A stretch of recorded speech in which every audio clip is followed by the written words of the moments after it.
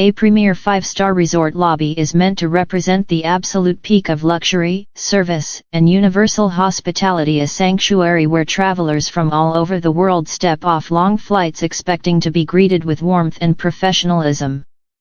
But for one senior guest relations manager, hospitality was never about making travelers feel comfortable. It was a tool used to strictly filter out anyone who didn't look like they belonged in a glossy travel magazine.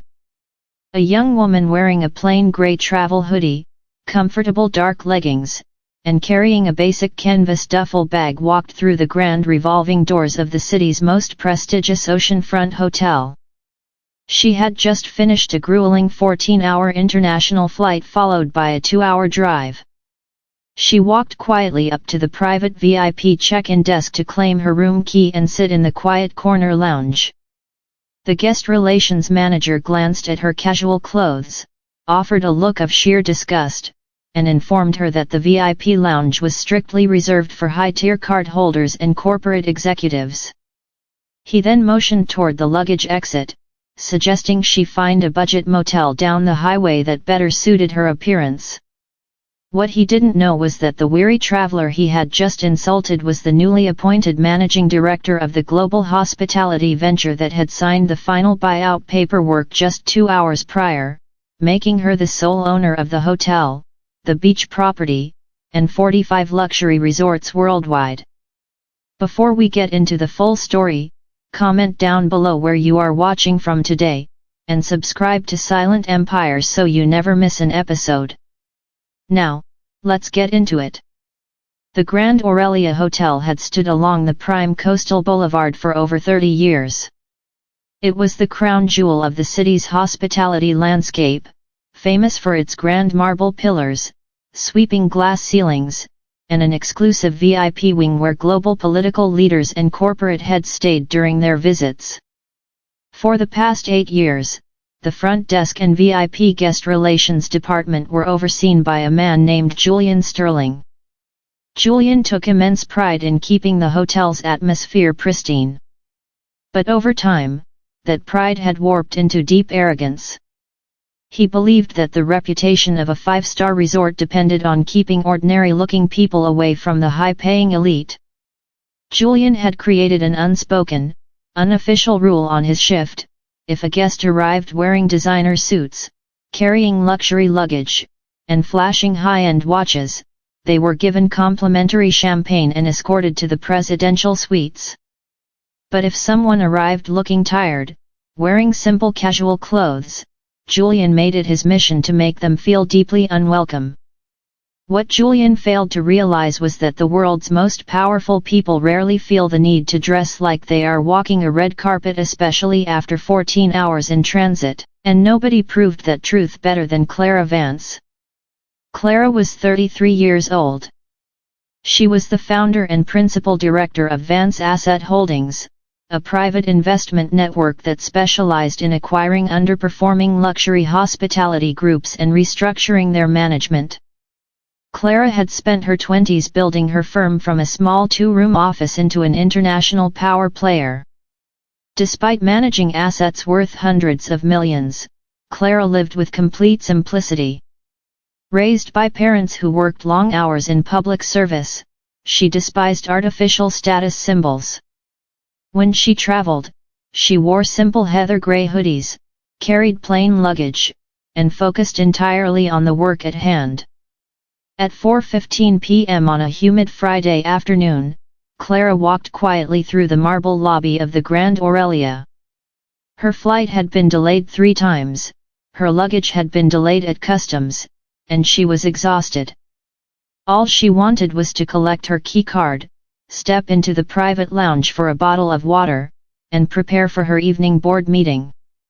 She walked up to the designated VIP desk, resting her canvas bag gently on the counter. Julian Sterling was standing behind the desk, organizing a stack of leather guest folders. He looked up, his gaze sliding down Clara's plain gray hoodie, her dark leggings, and her scuffed travel shoes. His lip curled into a subtle, sneering expression. "May I help you find the public exit?"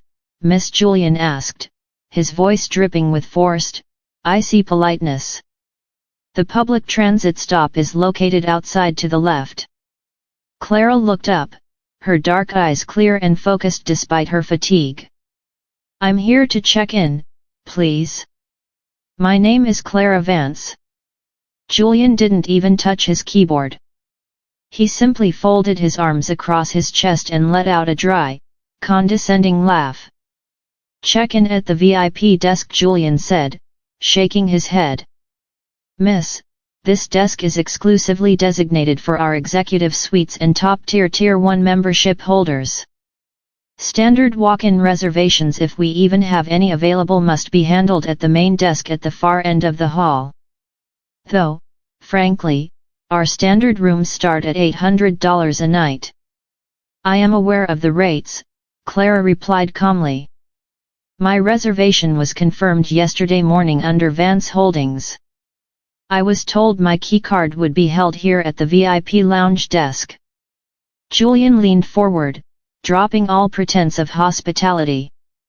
Look, miss, let's be realistic.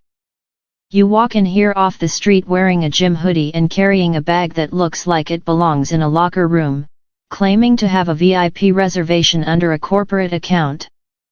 We have international diplomats sitting in that lounge right behind you. I cannot have people wandering into our private facilities who disrupt the standards of our establishment. Clara's posture straightened, a cold, intense sharpness entering her eyes. You haven't typed my name into your system. You haven't checked my identification, you've simply decided based on my sweater that I don't belong here. I've run guest relations here for 8 years, Julian said, lowering his tone into a stern threat. I know what a VIP guest looks like, and you are not one. Now, please take your bag and step out of the VIP reception area before I am forced to call building security to escort you off the premises.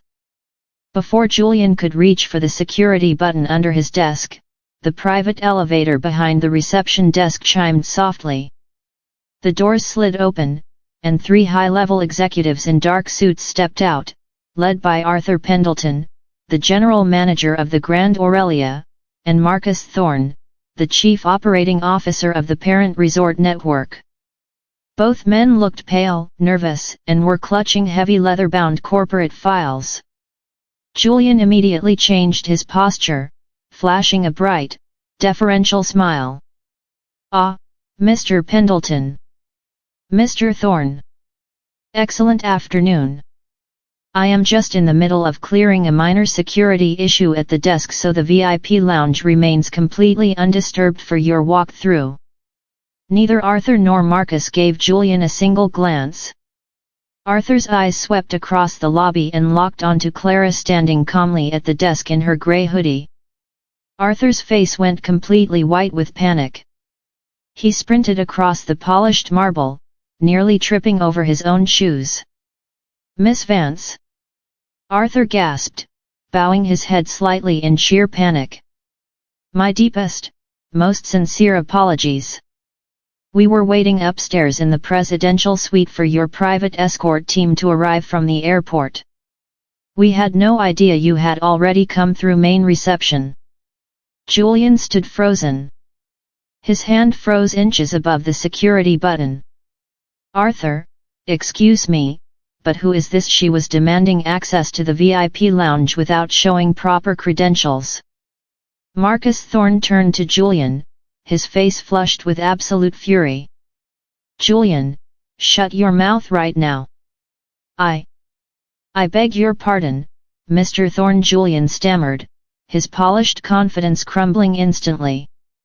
I was simply protecting our VIP space from unvetted visitors who don't meet our dress codes. She doesn't need your vetting, Julian. Marcus snapped, his voice echoing across the high ceilings of the lobby, drawing the attention of guests and security guards alike. Miss Clara Vance is the founder and managing partner of Vance Asset Holdings. As of 2 o'clock this afternoon, her group finalized the complete takeover of our entire resort chain. She owns this hotel, the land, the brand, and every single contract in this building. A silence so heavy fell over the lobby that you could hear the distant rustle of the fountain outside. Julian's face went ghostly white. His jaw dropped slightly as he looked at Clara's grey hoodie, then down at her canvas bag, and finally into her sharp, unwavering gaze. She owns the resort chain. Julian whispered, his voice trembling violently. That can't be. Internal communications haven't sent out the buyout notification yet. Miss Vance specifically insisted on checking in alone without an executive team, Arthur Pendleton said grimly, looking at Julian with intense disappointment. She wanted to experience firsthand how our front desk staff treats a tired traveler who arrives without a convoy or designer clothes. Clara stepped forward, her voice low, measured, and terrifyingly calm. In less than 3 minutes, Mr. Sterling, Clara said, you threatened me with security, insulted my attire, and tried to drive me out of a hotel I now own. You didn't ask for my ID. You didn't check the computer. You simply decided that because I wore a hoodie after a 14-hour flight, I was beneath your respect. Julian's hands shook uncontrollably against the counter. Miss Vance, please. I am so terribly sorry. If I had known who you were, I would have had the entire presidential floor prepared with full honors. And that, Clara interrupted coldly, is the ultimate flaw in your character. Respect isn't something you give only when you see a title or a bank statement. Respect is supposed to be the bare minimum for every human being who enters this building. That afternoon, Clara didn't make a loud public scene. She walked up to the executive suite with Arthur Pendleton and ordered an immediate, full-scale review of all customer service records, staff behavior logs, and guest complaints from the past 3 years. The internal investigation revealed a disturbing pattern. Over 50 written complaints had been submitted regarding Julian Sterling's rude, elitist behavior toward ordinary guests, family travelers, and international visitors who didn't fit his personal idea of wealth. Before the sun had set that evening, Julian Sterling was officially terminated from his position at the Grand Aurelia, with a permanent ban from working within any property under the parent company's banner.